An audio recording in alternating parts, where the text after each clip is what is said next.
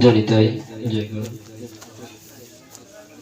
কলো ইয়ং বিধ্বংস স্ফুটম অভিযন্তে দ্যুতিবরাদ কৃষ্ণাঙ্গং কৃষ্ণং মুখবিধিভিঃ পুরুৎকীর্তনময়ৈ উপশ্যঞ্চ পাহুর্যমখিল চতুর্থাশ্রমযুষং সদবর্ষতি ন কৃতি অতিতরং ন কৃপয়তু। কলির পাবনবতা শ্রী গৌরাঙ্গ মহাপ্রভুর অনুকম্পায় মোদীয় পরম আরাধ্য পতিত পাবন শ্রী শ্রীমৎ গুরু মহারাজের বিশেষ কৃপায় আজকের এই অনিন্দ সুন্দর মধ্যাহ্নে কৃষ্ণ কথা রস আস্বাদনে উপস্থিত সুধী সজ্জন গৌর ভক্তবৃন্দ সকলের শ্রীচরণে জানাই অনন্ত কোটি প্রণতি।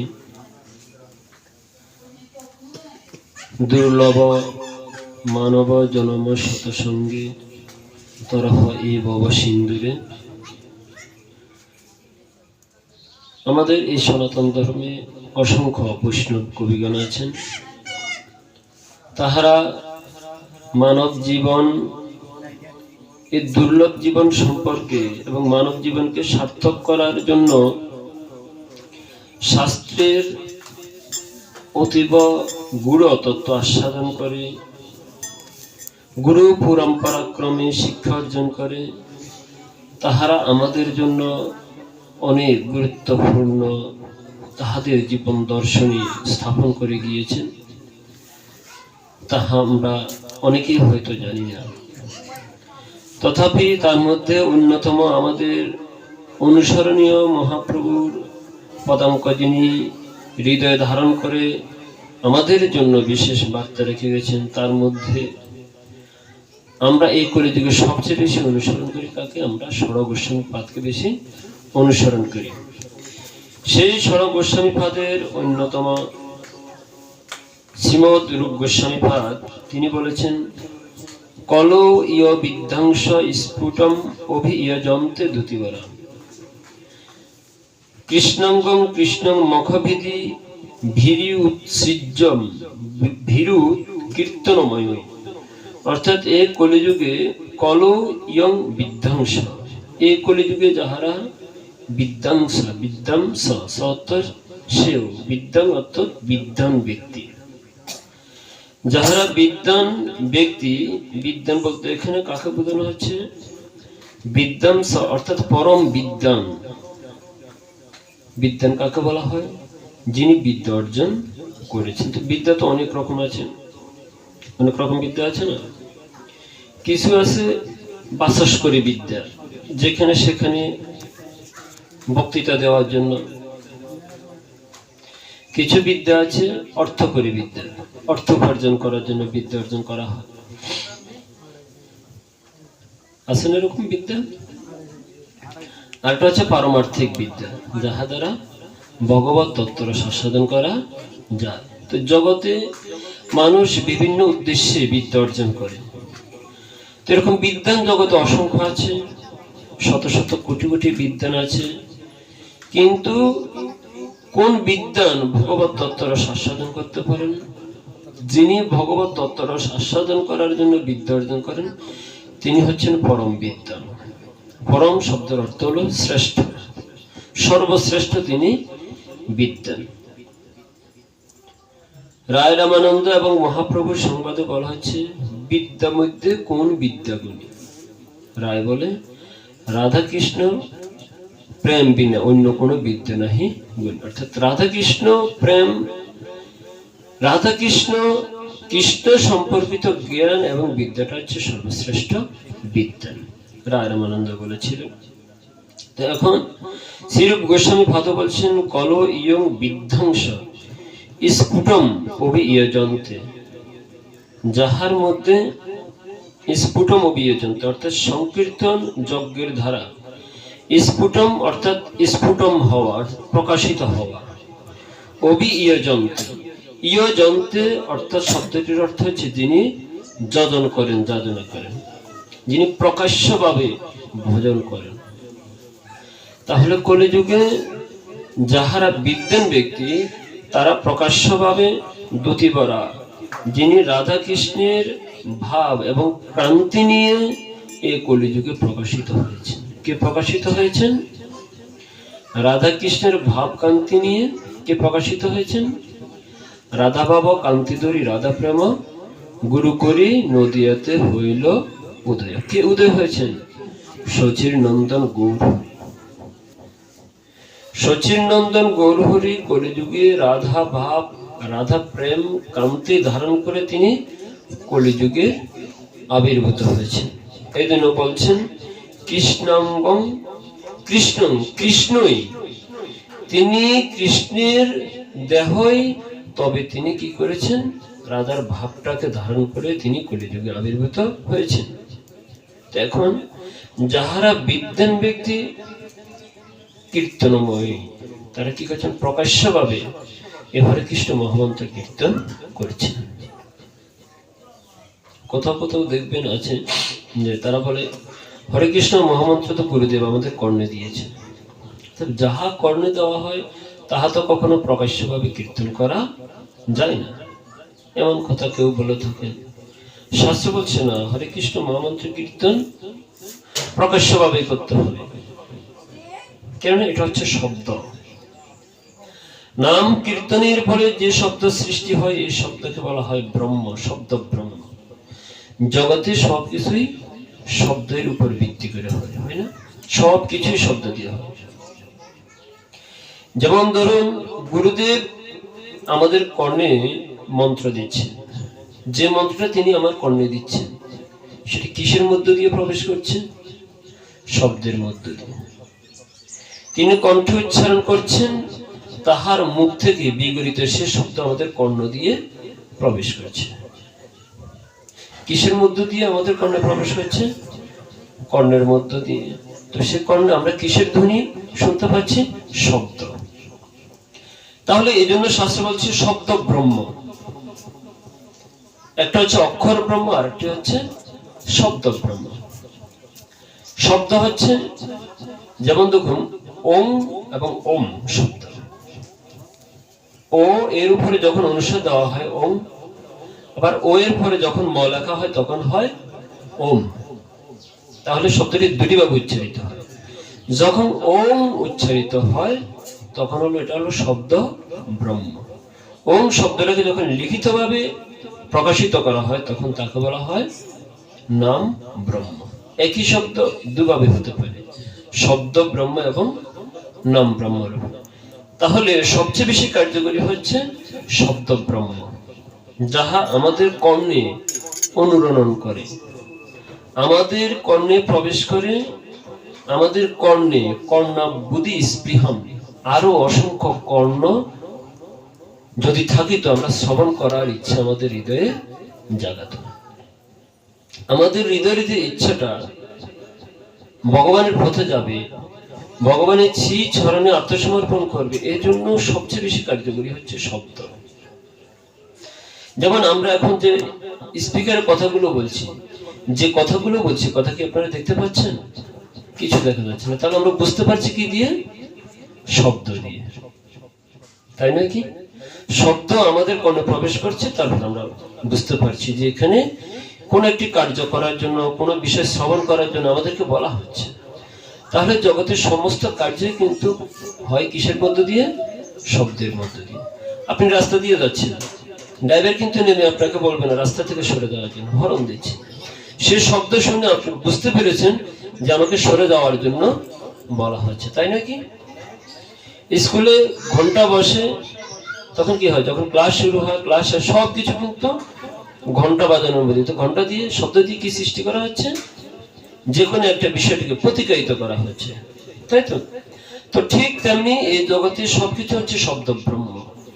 তাহলে এখন কোন শব্দ আমাদের কর্ণে প্রবেশ করলে আমাদের হৃদয়ে গিয়ে পৌঁছাবে, যাহা আমাদের হৃদয়কে ধ্রুবীভূত করবে, সে শব্দটা উত্তম শব্দ হওয়া উচিত। তাহলে জগতে একটি মাত্র শব্দ, যে শব্দ শ্রবণ করলে আমাদের হৃদয়কে দ্রবীভূত করবে, সেই শব্দটা কি?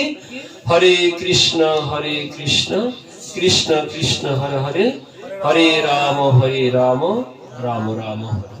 এই হচ্ছে নাম ব্রহ্ম। কলিযুগে ওম শব্দের চাইতে কৃষ্ণ শব্দদ্বয় সবচেয়ে বেশি মানুষের হৃদয়কে দ্রবীভূত করতে পারে। ওম হচ্ছে বেদের নির্যাস, সারবস্তু, কিন্তু কৃষ্ণ শব্দ হচ্ছে সে সারেরও সার, তার সে সবচেয়ে বেশি বড় নির্যাস হচ্ছে কৃষ্ণ নাম। তাই কলিযুগে এই হরে কৃষ্ণ নামের মধ্য দিয়ে ভগবান আমাদের হৃদয়কে দ্রবীভূত করতে পারে। এখন এই জন্য কি করতে হবে? আমাদের হরে কৃষ্ণ মহামন্ত্র কীর্তন করতে হবে, কিন্তু কতক্ষণ করতে হবে তার কোনো সময়সীমা নেই। আমি জপথলিতে প্রতিদিন 16 মালা জপ করি, 32 মালা জপ করি, এটা হচ্ছে নির্ধারিত একটা বিষয়। কিন্তু 16 মালা জপ দিয়ে ভগবানকে লাভ করা যাবে এমনটা কিন্তু শাস্ত্রে বর্ণনা করা নেই। তাহলে শাস্ত্র কি বলছে? শাস্ত্রে বলা হচ্ছে শ্রোতাম শ্রোতাম নিত্যম গীয়তাম গীয়তাম মুদা চিন্ততাম চিন্ততাম ভক্তর চৈতন্য চরিতাম মৃতম। নিত্য নিত্য আমাদেরকে শ্রবণ করতে হবে, নিত্য নিত্য কীর্তন করতে হবে, নিত্য স্মরণ করতে হবে। তাহলেই কি হবে? আমাদের হৃদয়টা সর্বদা কৃষ্ণমুখী থাকবে, না হলে সেটা কৃষ্ণ দিক থেকে বিচ্ছুরিত হয়ে ভুল পথে চলে যাবে। জানেন, আমাদের হৃদয়ে এই কৃষ্ণ ভক্তি প্রকাশিত হতে হলে কি করতে হবে? বৃদ্ধ বয়সে কিন্তু ভজন হবে না। কোন বয়স থেকে করতে হবে? বাল্যকাল থেকে। কুমারী আচরিত প্রাজ্ঞ, কুমার কাল থেকেই ভজন সাধন করতে হবে। আমাদের স্কুলে ছেলেমেয়েরা সুন্দর করে গীতা পাঠ করতে পারে না, তারা বাড়িতে 1 ঘন্টা কখনো গীতা অনুশীলন করে না, তাদেরকে বাড়িতে কোনো শিক্ষা দেওয়া হয় না। হয় কি? আপনাদের বাড়ির অনেক সন্তান তো আমাদের স্কুলে আছে, জিজ্ঞাসা করুন তারা কেউ গীতা পাঠ করতে পারে কিনা? একজনও গীতা পাঠ করতে তারা পারে না। কেন পারে না? তারা বলে আমি ভুলে গেছি, লিখে দিলাম, তারা বলে আমি ভুলে গেছি। পারে না। গুরু বন্দনা বলে না, বৈষ্ণব বন্দনা বলে না, ভগবানের একটা শ্লোক বলতে পারে না, গীতার মাঝখান থেকে একটা শ্লোক বলে, তাও আগেও কিছু নেই পরেও কিছু নেই। এ কি আমাদের শিক্ষা? আমাদের এই শিক্ষা পাওয়ার জন্য ছেলে মেয়েদেরকে তো শিক্ষা দিতে হবে। আপনার ঘরে প্রতিদিন 1 ঘন্টা করে গ্রন্থ পাঠের জন্য ছেলে মেয়েদেরকে আপনি উৎসাহিত করুন। প্রতিদিন 1 ঘন্টা, 1 ঘন্টা সময়কে ধর্ম চর্চা করার জন্য আমরা ব্যয় করতে পারি না? বলুন মায়েরা, বলুন পারি কিনা? 24 ঘন্টার মধ্যে 1 ঘন্টা সময় কি আমরা ধর্মগ্রন্থ অধ্যয়ন করার জন্য সময় দিতে পারি না? পারি কিনা মায়েরা, বলুন? পারি? যদি আমরা পারি তাহলে কেন আমরা ছেলে মেয়েদেরকে শিক্ষা দিই না? বাল্যকাল থেকে এই শিক্ষা দেওয়া হয় না বিধায় আমরা আমাদের ধর্মটাকে দিন দিন হারাচ্ছি। আমাদের ছেলেমেয়েরা ধর্ম থেকে অনেক দূরে সরে যাচ্ছে, তাদের হৃদয়ে কৃষ্ণ ভক্তির প্রকাশিত হচ্ছে না, কারণ বাল্যকাল থেকেই তাদেরকে কোনো শিক্ষা দেওয়া হয় না।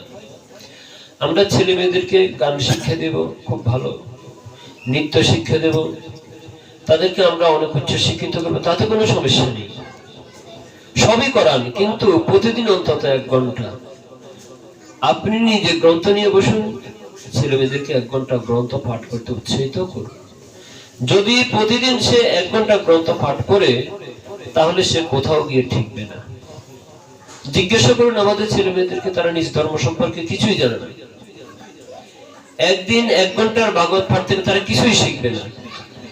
শিখবে কিছু? ভাগবত পাঠে আমরা ভক্তির কথা বলি, কিন্তু সে ভক্তি কি সেটা জানতে হলে তাকে আগে ঘরে গ্রন্থ অধ্যয়ন করতে হবে, ধর্ম সম্পর্কে তার বেসিক একটা নলেজ জানতে হবে।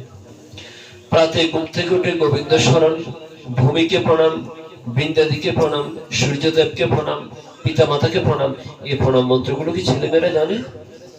জানে না। পিতা মাতারাই জানে না, ছেলেমেয়েরা কোথা থেকে জানবে? তাই নয় কি? তাহলে আগে আপনারা নিজে জানুন, ছেলে মেয়েদেরকে এগুলো অনুশীলন করাবেন। ছেলে মেয়েদেরকে যদি অনুশীলন না করান, তাহলে আমরা দিন দিন ধর্ম থেকে দূরে সরে যাব।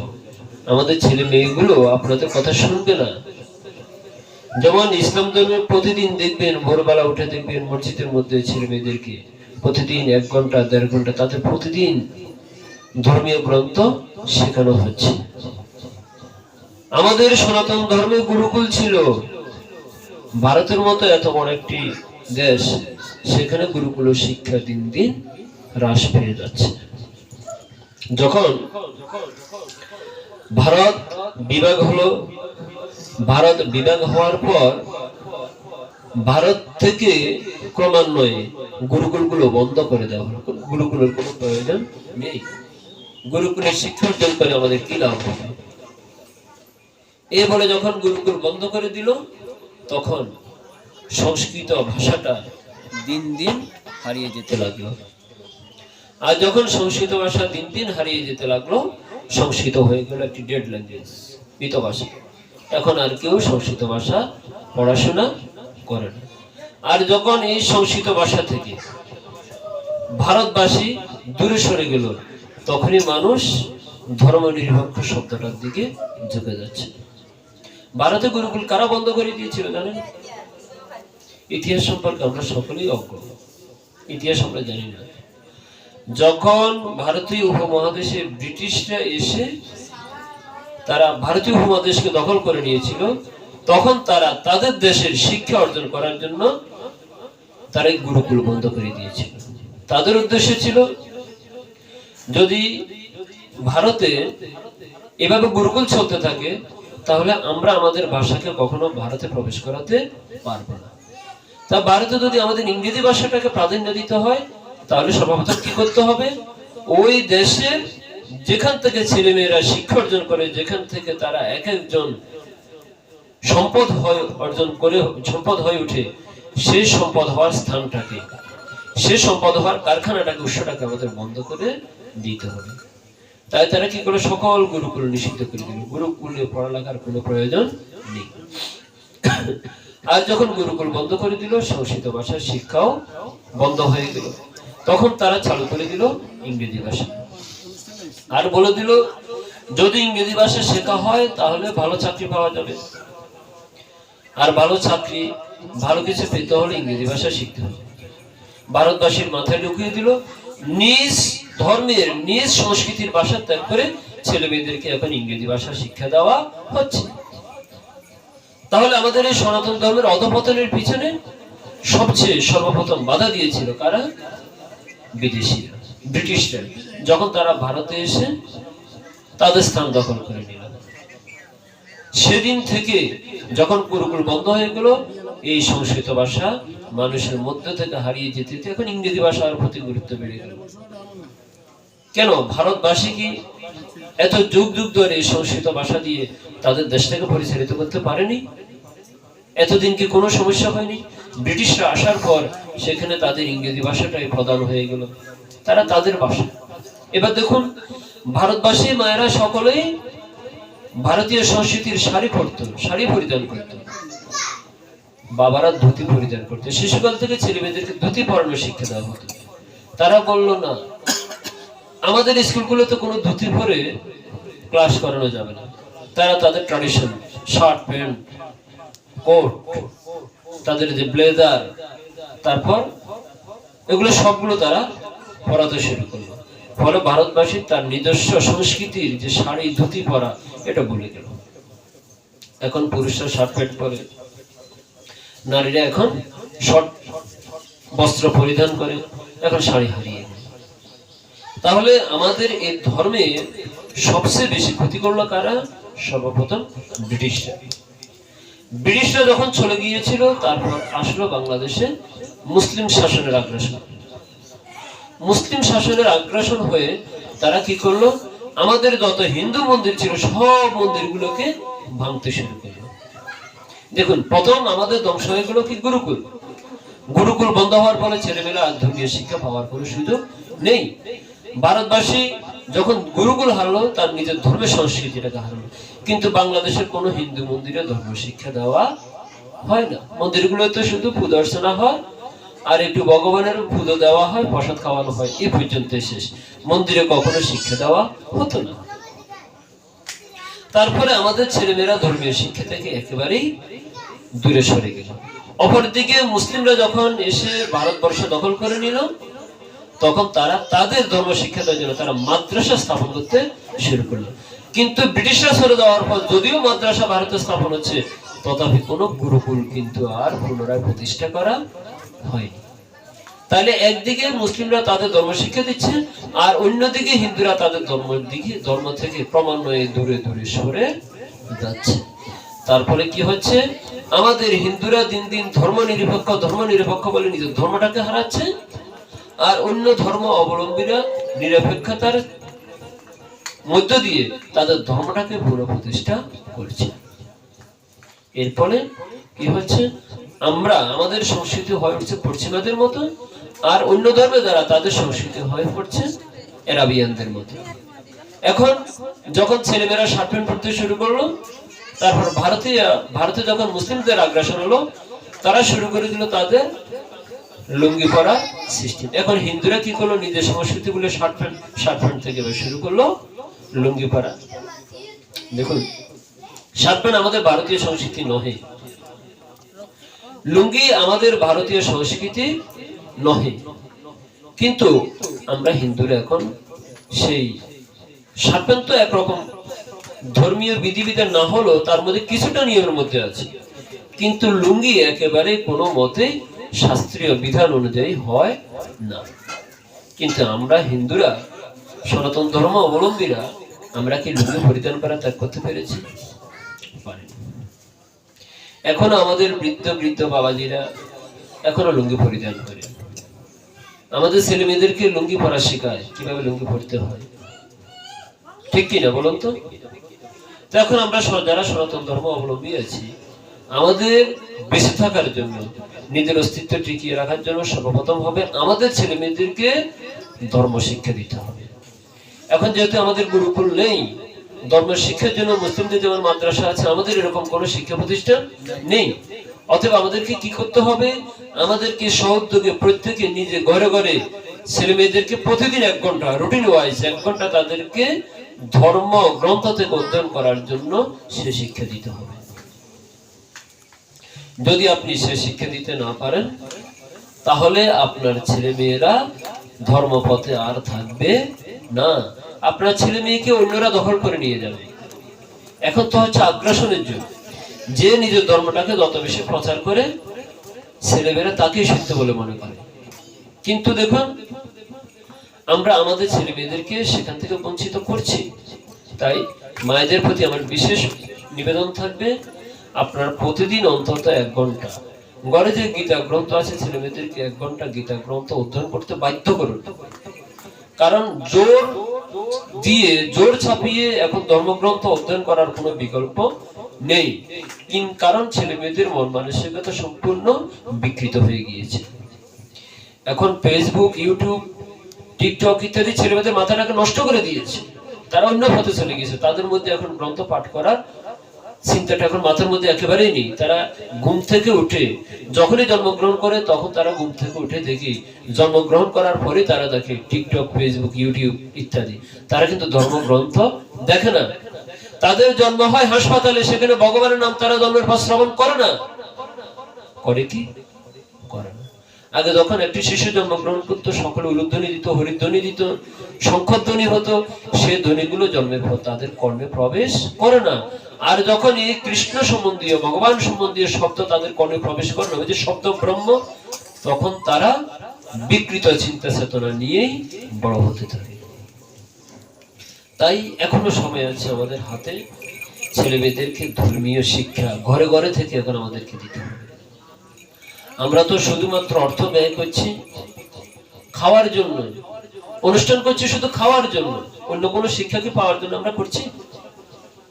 দেখুন না একটু ভেবে চিন্তে, আমি যে অর্থগুলো অনুষ্ঠানের পিছনে ব্যয় করছি, সেখান থেকে কিছু অর্থ সঞ্চয় করে আমি ছেলে মেয়েদের পড়াশোনার জন্য ব্যয় করি না। অর্থ দিয়ে, অর্থের বিনিময়ে ভালো একজন শিক্ষক নির্বাচন করি।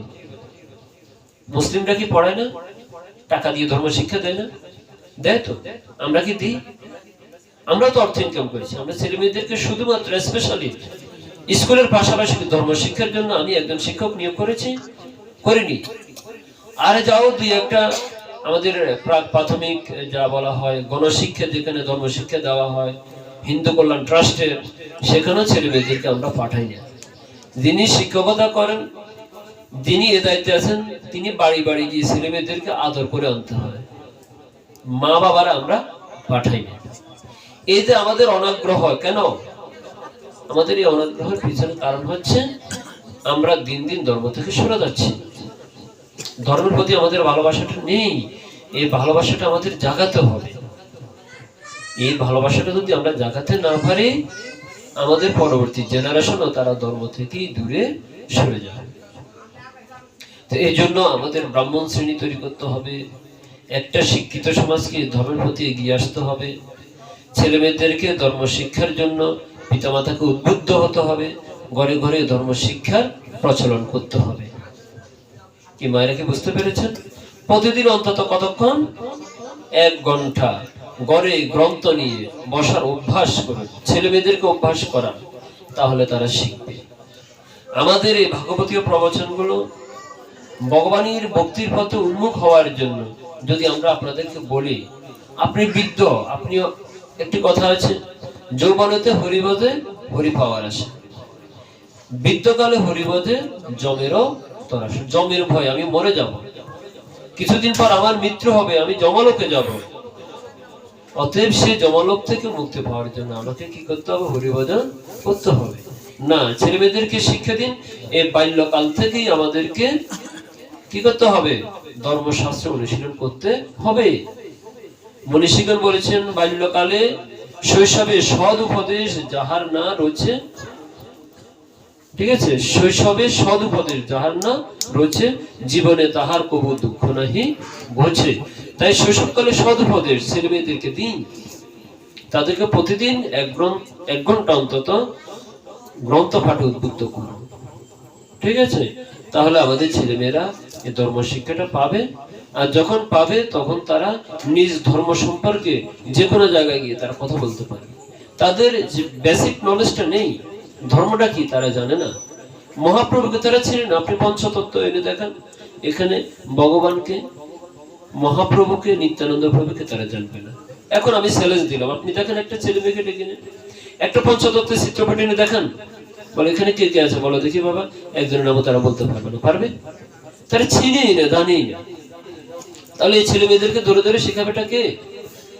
পিতামাতাকে শিখাতে হবে। ইসলাম ধর্মে দেখুন, পিতামাতা জোর করে তাদেরকে মক্তবে পাঠাচ্ছে, সেখানে তাদেরকে শিখতে বাধ্য করা হচ্ছে। আর আমরা নির্বোধের মতো আমাদের জীবনটাকে পরিচালিত করছি, ছেলে মেয়েদেরকে শিখাতে বাধ্য করছি না। তাহলে বাধ্য করতে হবে, তাদেরকে শেখাতে হবে। কারণ এই শৈশবকালে সে জানতে চাইবে না, মানতে চাইবে না। এখন থেকে যদি তাকে জোর করে শেখানো হয়, পড়তে পড়তে, একটু কথা আছে না, যদি না বুঝে কে হয় শুনিতে শুনিতে সে হয় কি অদ্ভুত চৈতন্য চরিত, কৃষ্ণে উপজীবে রীতি জানিবে রসের রীতি, শুনিলে হয় বড় হিত। অতএব তাদেরকে পড়তে উদ্বুদ্ধ করতে হবে, পড়তে পড়তে তাদের মধ্যে কৃষ্ণ ভক্তির বিজ্ঞান প্রকাশিত হবে। কৃষ্ণ ভক্তি হচ্ছে সর্বোত্তম বিজ্ঞান।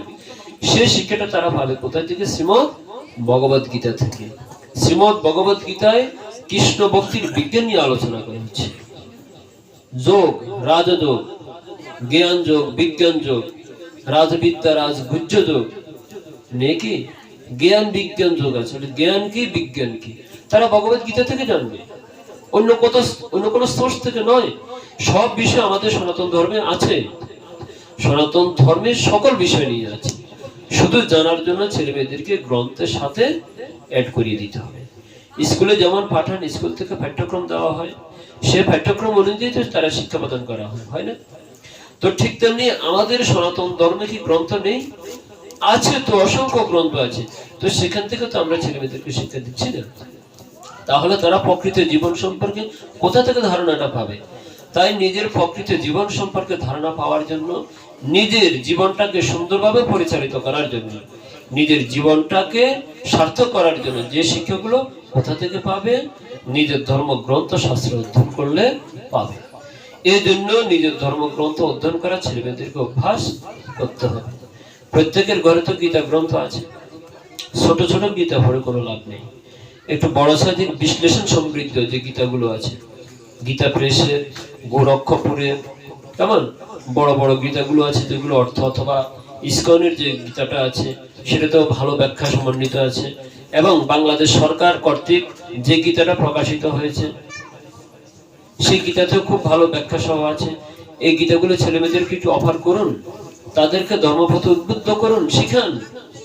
যদি না শিখান তাহলে এটা মনে রাখুন, আপনি যেমন দিন দিন ক্রমান্বয়ে ক্ষয়প্রাপ্ত হচ্ছেন, আপনার ভবিষ্যৎ পরম্পরাও দিন দিন ধর্ম থেকে ক্ষয়প্রাপ্ত হবে। একদিন আমরা নিশ্চিহ্ন হয়ে যাব, আমাদের চিহ্নটুকু থাকবে না। তো জয় নিতাই, জয় গুরু। আজকের আমরা সিফাট এখানে বিশ্রাম রাখছি। তো আপনারা আপনাদের সন্তানকে প্রতিদিন অন্তত 1 ঘন্টা ধর্ম পাঠে ছেলে মেয়েদেরকে নিয়োজিত করুন। এই বিশেষ নিবেদন আপনাদের চরণে রেখে আজকে সিফাট আমরা এখানে বিশ্রাম রাখছি। জয় জয় শ্রী গুরু নিতাই।